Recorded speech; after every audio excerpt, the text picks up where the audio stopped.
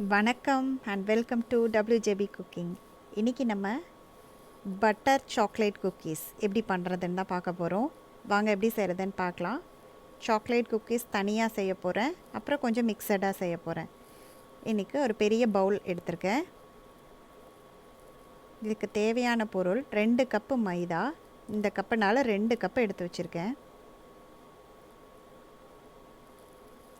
ஒரு 150 gram butter நமக்கு தேவைப்படும். சுகர், பவுடர்ட் சுகர் வந்து ஒரு 3/4 கப்பு எடுத்து வச்சுக்கோங்க. அப்புறம் 2 முட்டை நல்லா அடித்து எடுத்து வச்சுக்கோங்க. கொஞ்சோண்டு உப்பு எடுத்துக்கோங்க, 1 டீஸ்பூன். அதுக்கப்புறம் வெண்ணிலா எசன்ஸ் 1 டீஸ்பூன் எடுத்துக்கோங்க. அதுக்கப்புறம் சாக்கோ பவுடர் வந்து நமக்கு தேவையான அளவு போட்டு நம்ம பிசைஞ்சிக்கலாம். 3 டேபிள் ஸ்பூன் எடுத்திருக்கேன். இப்போது அந்த பெரிய பவுலில் நம்ம எடுத்து வச்சுருக்க வெண்ணெயை சேர்த்துக்கலாம். இந்த வெண்ணெய் வந்து ரூம் டெம்பரேச்சரில் இருக்கணும் நமக்கு. அப்படி இல்லைனாலும் பிரச்சனை இல்லை, நீங்கள் மைக்ரோவேவில் ஒரு 10 செகண்ட்ஸ் வச்சிங்கன்னா நார்மல் ஆகிடும், ரூம் டெம்பரேச்சருக்கு வந்துடும். அதுக்கப்புறம் எடுத்து இந்த மாதிரி நல்லா பீட் பண்ணி வச்சுக்கோங்க. ஒரு 5 மினிட்ஸாவது பீட் பண்ணணும் பட்டரை. அதுக்கப்புறமா நம்ம பொடி பண்ணி வச்சுருக்க சுகர் இருக்குல்ல, அதை போட்டுக்கலாம். உப்பு கொஞ்சம் எடுத்து வச்சுருக்கல, அதை சேர்த்துக்கிறேன். அதுக்கப்புறம் எக்ஸு சேர்த்துக்கலாம். 2 முட்டை நல்லா அடித்து எடுத்து வச்சுருக்கேன், அதை சேர்த்துக்கிறேன். வெண்ணிலா எசன்ஸ் 1 டீஸ்பூன் சேர்த்துக்கிறேன். இது எல்லாத்தையும் ஆட் பண்ணி திருப்பி ஒரு 5 மினிட்ஸ் இதை நல்லா பீட் பண்ணணும். பட்டர் ஒரு 5 மினிட்ஸ் பீட் பண்ணணும். அதுக்கப்புறம் இந்த இன்க்ரீடியன்ட்ஸ்லாம் ஆட் பண்ணி இதை ஒரு 5 மினிட்ஸ் நல்லா பீட் பண்ணிக்கோங்க. நான் நார்மல் பீட்டரில் தான் பண்ணுறேன், நீங்கள் எலக்ட்ரிக் பீட்டர் வச்சு கூட பண்ணிக்கோங்க. இந்த ஸ்டேஜ் நல்லா திக்னஸாக இருக்கும். இந்த ஸ்டேஜ் வர வரைக்கும் நல்லா பீட் பண்ணி எடுத்து வச்சுக்கோங்க. கடைசியாக நம்ம மாவு சேர்த்துக்கலாம். மைதா மாவு 2 கப் எடுத்து வச்சுருக்கோம்ல, அதையும் சேர்த்து இதில் கலந்து நல்லா பிசைய போகிறோம். மாவு சேர்த்துட்டு லைட்டாக கலந்துக்கலாம். அந்த ஸ்பூன்லேயே கலந்துட்டு அதுக்கப்புறமா நம்ம கை வச்சு பிசைஞ்சிக்கலாம்.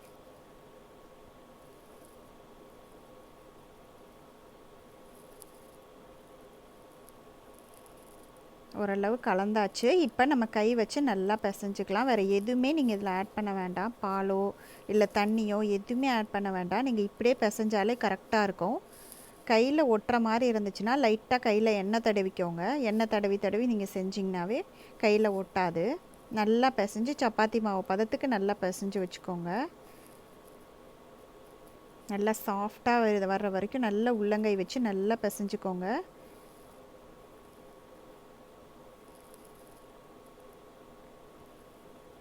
இந்த மாதிரி நல்லா பிசைஞ்சுக்கோங்க.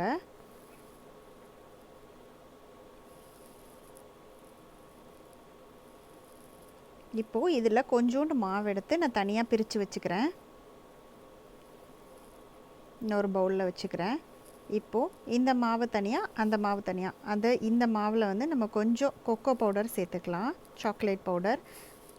நான் வந்து ஒரு 3 டேபிள் ஸ்பூன் சேர்த்துருக்கேன். உங்களுக்கு எவ்வளோ தேவைப்படுதோ நீங்கள் பார்த்து போட்டுக்கோங்க. இந்த மாதிரி பிசைஞ்சு வச்சுக்கோங்க சாக்லேட் ஃப்ளேவரையும். இப்போது நம்மளுக்கு சாக்லேட் ஃப்ளேவர்டு அந்த மாவும் தயாராகியாச்சு. நார்மல் ஒயிட் மாவும் தயாராக இருக்குது. இது ரெண்டையும் நம்ம தனியாக எடுத்து வச்சிடலாம். இப்போது இந்த ஒயிட் மாவு எடுத்து நல்லா இந்த மாதிரி உருட்டிக்கோங்க. கவுண்டர் டாப்பில் வச்சு நல்லா உருட்டிட்டு இதை கொஞ்சம் ஸ்ப்ரெட் பண்ணிவிட்டு அதுக்குள்ளே நம்ம சாக்லேட் மாவை உருட்டி கொஞ்சம் ஸ்டஃப் பண்ணிக்கலாம். சாக்லேட் மாவை கொஞ்சோண்டு உள்ளே வச்சு நான் இந்த மாதிரி நல்லா க்ளோஸ் பண்ணி உருட்டிடுறேன். உருட்டிட்டு அந்த சைடு ஓரங்கள்லாம் நம்ம அட்ஜஸ்ட் பண்ணிக்கணும். அட்ஜஸ்ட் பண்ணால் இது வந்து உங்களுக்கு பிஸ்கட் வந்து உள்ளே பிளாக் கலராகவும் வெளியில் ஒயிட் கலராகவும் சூப்பராக வரும். இந்த மாதிரி ஒரு பிஸ்கட், இது ஒரு டைப்பு. இப்போ இன்னொரு டைப் வந்து ஒயிட் மாவு எடுத்துகிட்டு இந்த மாதிரி பிளாக்கை வந்து நம்ம ஸ்ப்ரிங் ரோல் மாதிரி சுற்றணும். ஒயிட்டை வந்து கீழே வச்சுக்கோங்க. அடுத்தது வந்து இது இந்த பிளாக் மாதிரி இந்த சாக்லேட் இது இருக்குல்ல, அதை வந்து ஸ்ப்ரிங் ரோல் மாதிரி சுற்றிக்கோங்க. சுற்றிட்டு இந்த ஓரங்கள்லாம் அட்ஜஸ்ட் பண்ணி நல்லா இது பண்ணிக்கோங்க. இந்த மாதிரி தட்டி எடுத்து வச்சுக்கோங்க. ஓரங்கள்லாம் தட்டி திருப்பி போட்டு தட்டி இந்த அளவுக்கு எடுத்து வச்சுக்கணும். இது வந்து செகண்ட் டைப்பு பிஸ்கெட்டு. இது ஒரு டிசைனாக வரும் நமக்கு. இப்போ நார்மல் சாக்லேட் மாவு இருக்குல்ல, அதுவும் நான் எடுத்து வச்சுருக்கேன். நார்மல் ஒயிட் மாவு இருக்குல்ல, அதுவும் நான் எடுத்து வச்சுருக்கேன். அப்புறம் நம்ம 2 டிசைனாக பண்ணோம்ல, அதுவும் எடுத்து வச்சுருக்கேன். மொத்தமாக 5 இது எடுத்து வச்சுருக்கேன். பாருங்க, 5 மாவு நான் தனியாக பிரித்து எடுத்து வச்சுட்டேன். இப்போ இந்த 5ஐயும் நம்ம ஒரு தட்டில் வச்சு ஃப்ரீசரில் ஒரு 15 மினிட்ஸ் வச்சு எடுத்துக்கலாம். இப்போ நான் ஃப்ரீசரில் வச்சு 15 மினிட்ஸ் வச்சு எடுத்துட்டேன். இப்போது இது கட் பண்ணுறதுக்கு உங்களுக்கு அழகாக வரும். இது வந்து நம்ம ஸ்ப்ரிங் ரோல் மாதிரி சுற்றணும்ல, அந்த மாவு நான் கட் பண்ணி காட்டுறேன் பாருங்கள். இந்த மாதிரி அழகழகாக டிசைனாக வரும் உங்களுக்கு.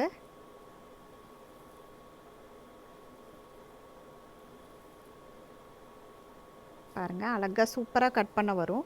15 மினிட்ஸ் ஃப்ரீசரில் வச்சுட்டு அதுக்கப்புறமா கட் பண்ணுங்கள். அப்போ தான் கட் பண்ண அழகாக வரும். எல்லாத்தையும் கட் பண்ணி பேக்கிங் ட்ரேயில் நம்ம எடுத்து வச்சுக்கலாம். பேக்கிங் ட்ரே எடுத்து வச்சுருக்கேன். இது வந்து அது ஸ்ப்ரிங் ரோல் மாதிரி சுற்றணும்ல, அந்த டிசைனை ஃபஸ்ட்டு அதை கட் பண்ணி எடுத்து வச்சுட்டேன்.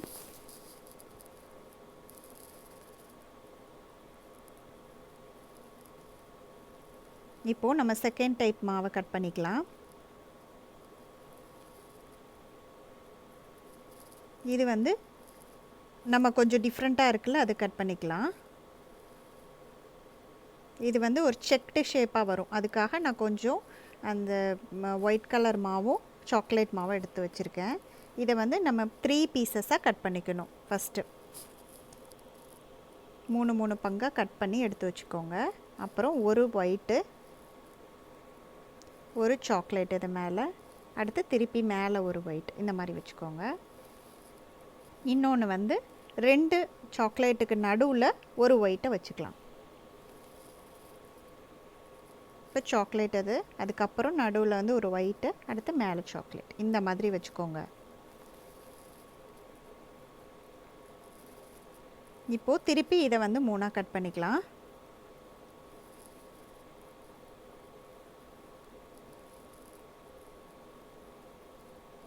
நீங்கள் ஃப்ரீசரில் வச்சு எடுத்தால் தான் இது கட் பண்ணுறதுக்கு அழகாக வரும். அப்படியே கட் பண்ணிடாதீங்க. இந்த மாதிரி 3 தான் கட் பண்ணிக்கலாம். நம்ம தனியாக எடுத்து வச்சு இந்த 2 பீசஸையுமே நம்ம எடுத்துக்கலாம். திருப்பி இதை 3ஆக கட் பண்ணிக்கலாம்.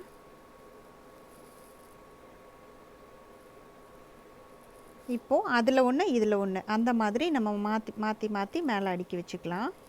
இல்லை இப்படியே நீங்கள் செய்கிறதுனாலும் செய்யலாம். இதுவும் ஒரு டிஃப்ரெண்ட் பிஸ்கெட்டாக தான் இருக்கும், கலர்ஃபுல்லாக இருக்கும். கொஞ்சம் செக்டாக வரணும் அப்படின்றதுக்காக நான் திருப்பி பண்ணுறேன். இந்த ஒயிட் பீசஸில் ஒன்று எடுத்துக்கலாம். அப்புறம் நம்ம இந்த சைடு ஒன்று கட் பண்ணோம்ல, அதில் ஒன்று மேலே எடுத்து வச்சுக்கலாம். அந்த மாதிரி வச்சு திருப்பி கட் பண்ணலாம். நம்ம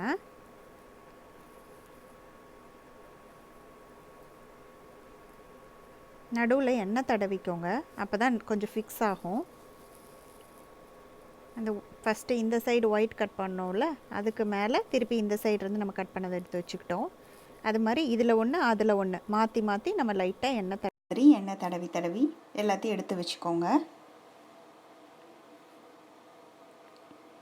இது அழகாக ஃபிக்ஸ் ஆகிடும் உங்களுக்கு.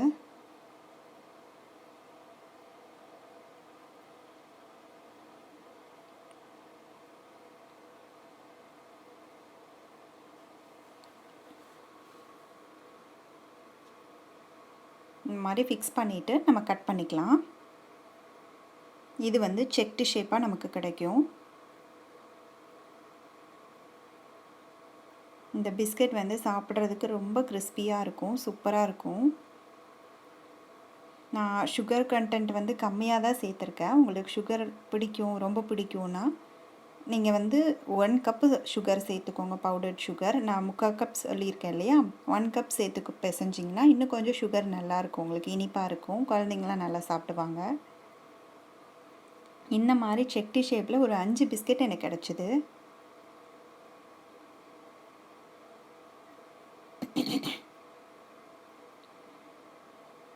இது வந்து உடஞ்சாலும் பிரச்சனை இல்லை. நம்ம வந்து லைட்டாக இப்படி அமுத்தி விட்டோம்னா கையில், அதுவே அது ஃபிக்ஸ் ஆகிடும் நம்ம ஆயில் தடவி இருக்கனால.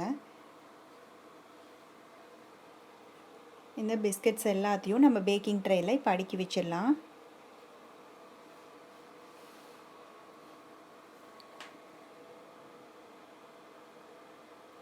கீழே பார்ச்மெண்ட் பேப்பர் போட்டு கூட நீங்கள் அடுக்கலாம்.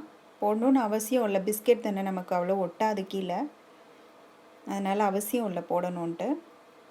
இது வந்து நம்ம இன்னொரு டைப், அதாவது உள்ள சாக்லேட் ஃப்ளேவர் ஃபிக்ஸ் பண்ணோம்ல அந்த மாவு, அதையும் நான் கட் பண்ணிக்கிறேன். இது இந்த மாதிரி ஷேப்ஸ் கிடைக்கும். இதையும் நம்ம பேக்கிங் ட்ரேயில் அடுக்கிடலாம். இந்த மாதிரி மிக்சட் சாக்லேட் குக்கீஸ் எல்லாத்தையும் ஒரு பேக்கிங் ட்ரேயில் அடுக்கிட்டேன்.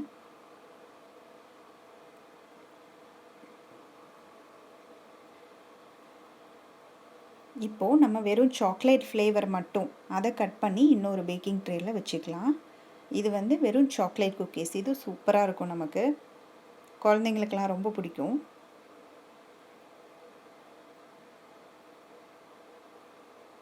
பாருங்கள், இந்த மாதிரி கிடைக்கும். எல்லாத்தையும் கட் பண்ணி இன்னொரு பேக்கிங் ட்ரேயில் நம்ம அடுக்கி வச்சிடலாம்.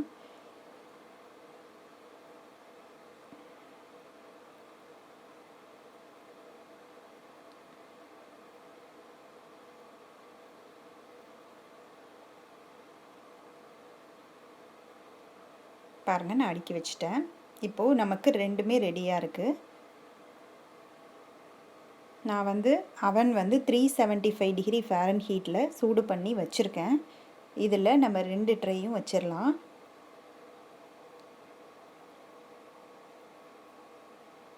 இது சூடு ஆனதுக்கப்புறமா 15 மினிட்ஸ் நீங்கள் வச்சுக்கோங்க. 15 மினிட்ஸ் கழித்து எடுத்துருங்க.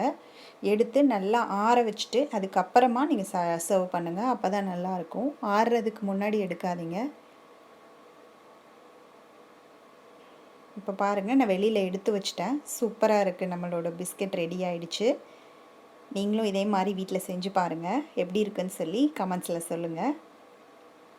இந்த மாதிரி உடச்சி பார்த்தோன்னா பாருங்கள், சூப்பராக ரெடி ஆகிட்டுருக்கு. இந்த குக்கீஸ் ரொம்ப டேஸ்ட்டாக இருக்கும். நீங்கள் மறக்காமல் செஞ்சு பாருங்கள். எப்படி இருக்குன்னு சொல்லி கமெண்ட்ஸில் சொல்லுங்கள். பாய், நான் நெக்ஸ்ட் வீடியோவில் சந்திக்கிறேன்.